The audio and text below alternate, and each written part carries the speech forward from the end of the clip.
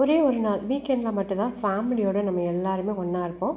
அந்த டைமில் ஸ்பெஷலாக ஃபேமிலியோடு ஸ்பெண்ட் பண்ணிவிட்டு இந்த மாதிரி ஒரு ரெசிபியை ட்ரை பண்ணி பாருங்கள். மில்க் வச்சு மில்க் ஸ்வீட் தான் ஒரு சூப்பரான ரெசிபி. ட்ரை பண்ணி பாருங்கள். எப்படி பண்ணுறதுன்னு பார்த்துடலாமா? 1.5 லிட்டர் அளவுக்கு பாக்கெட் பால் தான் எடுத்துக்கோங்க. இதை நல்லா ஹை ஃப்ளேமில் வச்சுட்டு ஒரு கொதி வந்ததுக்கப்புறமா இந்த மாதிரி கைவிடாமல் கிளறிக்கிட்டே இருங்க. அதுக்கப்புறமா மீடியம் ஃப்ளேமுக்கு மாற்றிடுங்க. இப்போ இது ஒவ்வொரு தடையும் கொதித்து இந்த மாதிரி ஆடை மேலே கட்டிட்டு வரும். இதை ஒவ்வொரு தடவையும் இந்த மாதிரி ஒதுக்கி விடுங்க. இது பால் பாதிக்கு பாதி சுண்டுற வரைக்கும் அப்பப்போ இந்த மாதிரி ரெடி பண்ணி எடுத்துக்கோங்க.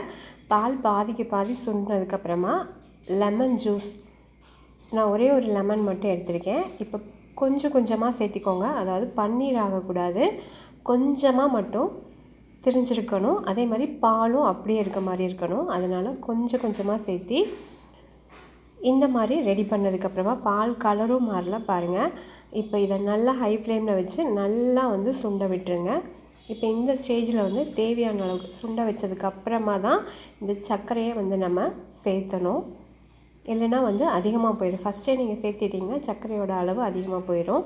சர்க்கரை தேவையான அளவுக்கு சேர்த்துனதுக்கப்புறமா ஒரு 2 டேபிள் ஸ்பூன் அளவுக்கு நெய் இந்த ஸ்டேஜில் விட்டுட்டு லோ ஃப்ளேமில் வச்சுட்டு இதுக்கப்புறம் நீங்கள் கிளறிக்கிட்டே இருந்தீங்கன்னா ஒரு 1/2 ஹவர்லேயே நம்ம ஃபேமிலிக்காக நம்ம ஒரு சூப்பரான மில்க் ஸ்வீட் ரெடி பண்ணிடலாம்.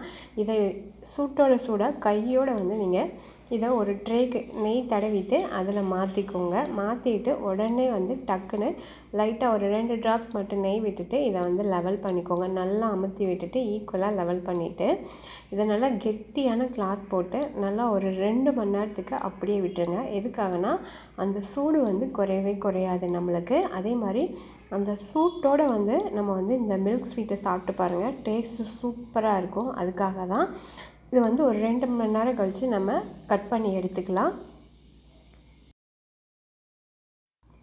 இது கூட நீங்கள் நட்ஸ் கூட சர்வ் பண்ணி சாப்பிட்லாம், அதுவும் சூப்பராக இருக்கும். இல்லை அப்படியே கூட நம்ம சாப்பிட்லாம், அதுவும் செம்ம டேஸ்ட்டாக இருக்கும். இது கடைகளில் வாங்கினீங்கன்னா எப்படியும் அரை கிலோ 120-150 கிட்ட வரும் நம்மளுக்கு. உங்களுக்கு தோசை கரண்டி இருந்தால் அதில் நீங்கள் பீஸ் போடுங்க, சூப்பராக வரும். அப்படி இல்லைன்னா நார்மலாக கத்தியில் கூட நம்ம பீஸ் போட்டு எடுத்துக்கலாம். பார்க்கறதுக்கே கடைகளில் வாங்குகிற மில்க் பேடா மாதிரி அப்படியே சூப்பராக இருக்குது பாருங்கள். இந்த மில்க் ஸ்வீட் அவ்வளோ ஒரு டேஸ்ட்டாக இருக்கும். ட்ரை பண்ணி பாருங்கள் இந்த வீக்கெண்டுக்கு. நான் கொஞ்சமாக டெக்கரேஷனுக்காக பம்ப்கின் சீட் மேலே வச்சுருக்கேன். மறுபடியும் வேறொரு ரெசிபியோடு பார்க்கலாம். பாய்.